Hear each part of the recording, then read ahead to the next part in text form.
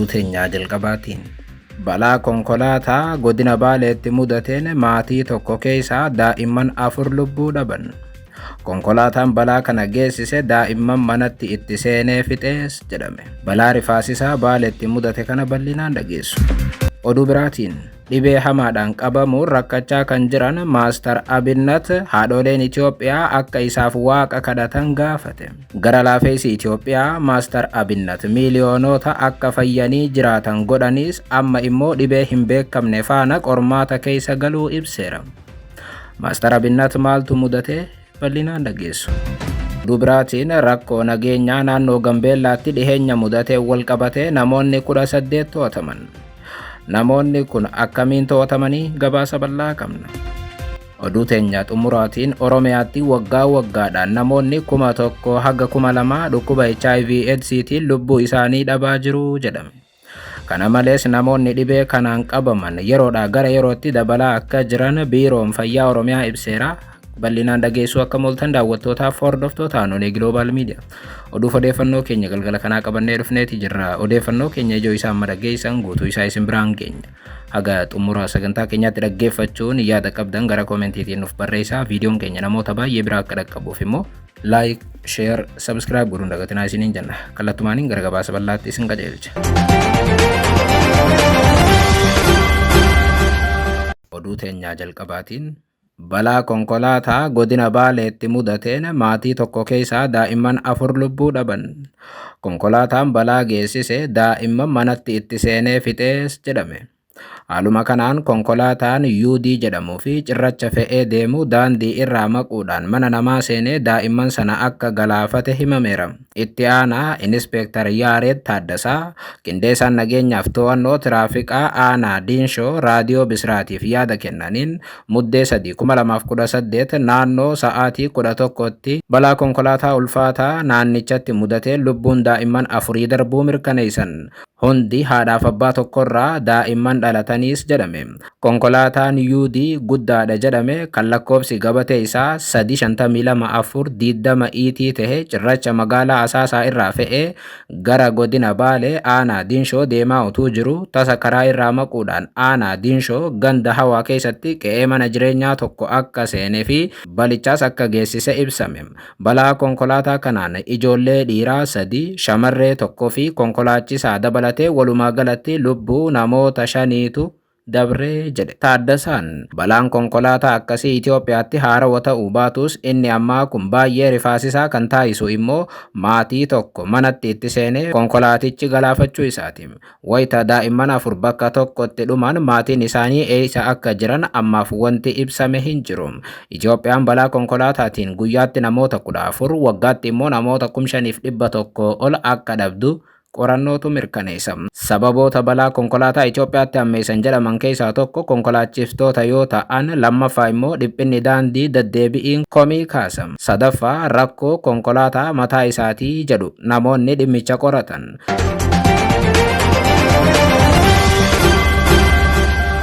Oduu biraatiin dhibee hamaadhaan qabamuun rakkachaa kan jiran Maastar Abinnat haadholeen Itoophiyaa akka isaaf waaqa kadhatan gaafate. Gara laafeessi Itoophiyaa Maastar Abinnat miiliyoonota akka fayyanii jiraatan godhanis amma dhibee hin beekamne faana qormaata keessa galuu ibsan. Maastar Abinnat kabbadaa miidiyaan hawaasummaa akkamiin jireenya lammiilee dadhaboo akka jijjiiru nama gochaan agarsiise yoo ta'u, namoota dhibamanii rakkatan waliin dhukkubsataa, haadholee rakkoon boochiftu waliin bo'aas turan. Miidiyaa hawaasummaatiin gargaarsa walitti qabuun miiliyoonota fayyaa dhaban akkasumas ammoo hongeedhaan miidhaman rabbii gaditti maallaqa walitti qabee akka wallaanaman taasisuu danda'eera. Booranatti wayita hongeen buutu namuu dursanii namoota ummata sanaaf dhaqqabaniif addunyaan akka argitu godhan keessaa Maastar Abinnat tokko turan. Itoophiyaatti tokkicha gara laafeessa jedhamuudhaan miiliyoonota biratti kan jaallatamu Maastar Abinnat amma garuu ofii isaatiifuu dhibee hamaa irratti akka kufe turtii miidiyaa biyyattii AMN waliin taasisee mirkaneesseera. Dhibee isaa bal'inaan kan hin ibsine Maastar Abinnat nama rakkateef yeroon gargaarsa walitti qabu taa'uu hin danda'u jedhan. ለነሱ እኔ እርዳታ ሲሰበስብ ቁጭ ብዬ አይደለም መቀመጥ አልችልም።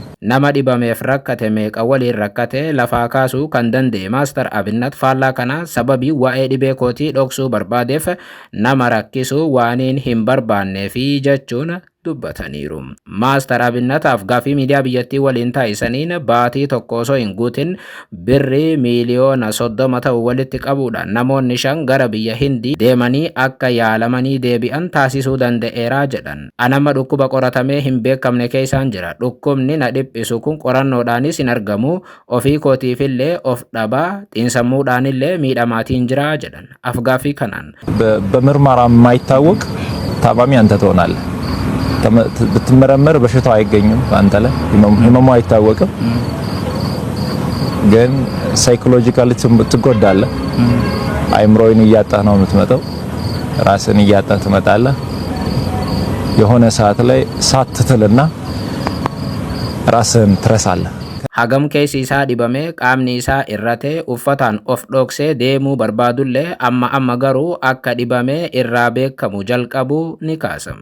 Gargaarsa walitti qabee yeroo imimmaan haadholeetii fi abboottii haqame argu, yeroon obboleessa koo boquu wal qabachiisee akka inni deemuu danda'u taasisu, yeroon obboleettii koo dhibee kaleedhaan qabamtee turte tokko fayyitee seeqqannaadhaan ishee deebitu argu caalaa wanti na gammachiisu hin jiru. Sana ilaaleen dhukkuba koo irratti jajjabaadhaa jedhan.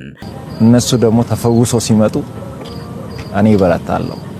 የነሱ ገንዘብ ተሰብስበው እያለቀሱ የነበሩ እናቶች፣ እያለቀሱ የነበሩ አባቶች፣ የአንገቱን የደፋው ወጣት አንገቱን ቀና ሲያደርግ ያቺ እናቷ በኩላሊት ምክንያት ታማ ስታለቅስ የነበረች እህታችን ሳቋን ሲያይ እኔ ልብ ይበረታል። የኔን ህመም እዛ ጋር እረሳለሁ፣ የኔን መታመም እረሳለሁ። dhibee keessa kootii waaqni akkanaaf wallaanuuf na gargaaru nan amanaa kan jedhu gara laafees Itoophiyaa kun kanaan achi nama rakkisuus hin barbaadu. Uummanni Itoophiyaa wanti nan irraa barbaadu akka waaqanaaf kadhatu qofa jechuun haadholee Itoophiyaa akka isaaf kadhatan gaafateera. Dargaggeessi miidiyaa hawaasummaatiin miiliyoonota biratti jaallatamaniif Itoophiyaa bakka hundatti gargaarsa taasisuun beekaman. እኔ ህመሜን ለሰው ማሳየት አልፈልግም፣ ሰው እንዲያቅብኝ አልፈልግም። አንዳንድ ጊዜ ደግሞ ስጋ ያሳያል። ትልቁ ችግር እሱ ነው። ጃኬት ብትደረብም ይታያል፣ ውስጥ ያሳያልና ጸልዩልኝ። እኔ የኢትዮጵያ ህዝብ አንድ የሚማጸነው አንድ ለኢትዮጵያ ህዝብ መናገር የሚፈልገው ከእግዚአብሔር በታች በእናንተ ጸሎት፣ በእናንተ እንባ፣ በእናንተ ምርቃት ነው እስከዚህ ያለውትና አሁንም እግዚአብሔር በዛ መንገድ ያቆመኛል።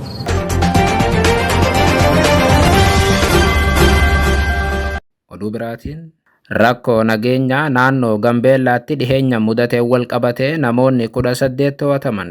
Poolisiin naannoo Gambeellaa rakkoo nagaa dhiheenya kana naannicha bakka garagaraatti mudate hordofee namoota 18 to'annaa jala oolchuu ibseera. Hordoffiin rakkoo kana hordofee naannichatti taasifamaa jiru jabaatee bakka itti fufetti namoonni rakkoo kanaaf sababa ta'an jedhaman aanootii naannichaa garagaraa irraa to'annoo jala ooluutu ibsame. Ibsa kaleessa ifoomseen poolisiin Gambeellaa shakkamtoonni to'annoo jala oolfaman kun aanaa addaa Ittaang, magaalaa Gambeellaa, aanaa Gambeellaatiif aanaa Laareerraa ta'uu ere. Kan isaan to'atamanis rakkoo nagaa sadaasa 28 fi muddee 12 irratti mudatee tureen ta'uu ibse poolisiin. Ugulaa Ujulu Komishinarri Komishinii Poolisii Gambeellaa shakkamaan tokko taatee jimmata dabre ganda aanaa addaa Ittaang keessatti mudateen to'atamuu fi kaan namoonni 3 ammoo dilbata muddee 7 2025 taatee Tarpam aanuma Ittaang keessatti mudatee tureen to'atamuu eran. Namoonni kun kan to'annoo jala oolfaman erga aanga'oonni magaalaa Gambeellaa gaggeessitoota gandaatiif qaamota dhimmi ilaallatu waliin muddee 11 2025 marii taasisanii booda ta'uunis ibsameera.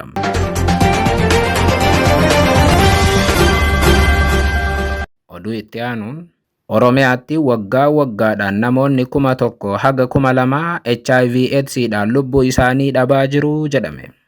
Kana malees namoonni dhibee kanaan qabaman yeroodhaa gara yerootti dabalaa akka jiru biiroon fayyaa Oromiyaa ibseera.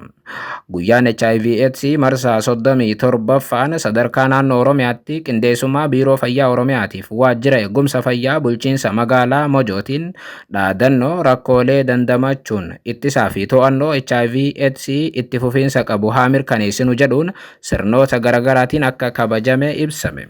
Itti aanaan Biiroo Fayyaa Oromiyaa Dr. Gushaa Balakoo dhibeen HIV/AIDS rakkoo hawaas diinagdee guddaa ta'aa jiraachuu kaasanii yeroo guyyaa kana kabajnu namoota dhibee kanaan lubbuu dhaban yaadachaa kanneen dhibeen HIV/AIDS dhiiga isaanii keessa jirurraa qollifannaa tokko malee kunuunsa namoomaa taasisuudhaaf hundu gahee isaa baachuu akka qabu dubbatan. Akka naannoo Oromiyaatti waggaa waggaadhaan namoonni 9,000 haga 10,000 dhibee kanaan kan qabamanii fi namoonni 1,000 haga 2,000 kan du'an ta'uu ibsanii dagannaan dhibeen HIV/AIDS akka waan badeetti fudhatamurraa of qusachuu fi of eeggannoon hawaasaa akka hin laafneef xiyyeeffannoon irratti hojjechuun barbaachisaa ta'us eeraniiru. Itti gaafatamaa Waajjira Eegumsa Fayyaa Bulchiinsa Magaalaa Mojoo Obbo Gammachuu Taaffasaa gama isaaniitiin HIV/AIDS'n saba amantaaf gosaan filachuun utuu adda hin qoodin dhibee lubbuu lammiilee hedduu dabarsaa jiru waan ta'eef miidhaa dhibeen kun qaqqabsiisaa jiru ittisuu fi to'achuudhaaf xiyyeeffannaan lammiilee hundaa murteessaadha jedhan. Guyyaan HIV/AIDS kun akka addunyaatti marsaa 39ffaadhaaf akka naannoo Oromiyaatti marsaa 37ffaaf akka kabajame erame. Biyyoonni Afrikaa bahaa bakkoota dhibeen kun yeroo baay'ee qoraa jiru keessaa tokko yoo taatu hagammaattis dhibeen kun xiqqaachuu caalaa naannoo baha Afrikaatti hammaachuun yaaddeessaa akka dhufeetu eerama. Biyyoota Afrikaa bahaa hedduutti lakkoofsi namoota HIV/AIDS'dhaan qabamanii fi du'anii guyyaa guyyaan kan yaadamu ol akka ta'e dhaabbanni fayyaa addunyaas ni ibsa. Biyyoota dhibee kana waliin harkaaf harkatti wal qaban keessaa tokko kan taate Itoophiyaan yeroo dhiyoo as dhukkuba kana hir'isaa akka jirtu ni himti. Faallaa kanaa waggoottan dabran ammallee dhibeen kun bifa haarawaan ka'ee sodaachisaa akka jiru gabaasaaleen ministeera fayyaatiif dhaabbilee idil addunyaas ni mirkaneessu. Akka gabaasaaleen hedduun jedhanitti Itoophiyaa keessatti namoonni 610 haga 660tti dhiyaatan dhukkuba kanaan qabamaniiru. Garuu faallaa kanaa xiyyeeffannoon hawaasni dhibee kanaaf laate xiqqaadha jedhu ogeeyyiin fayyaa.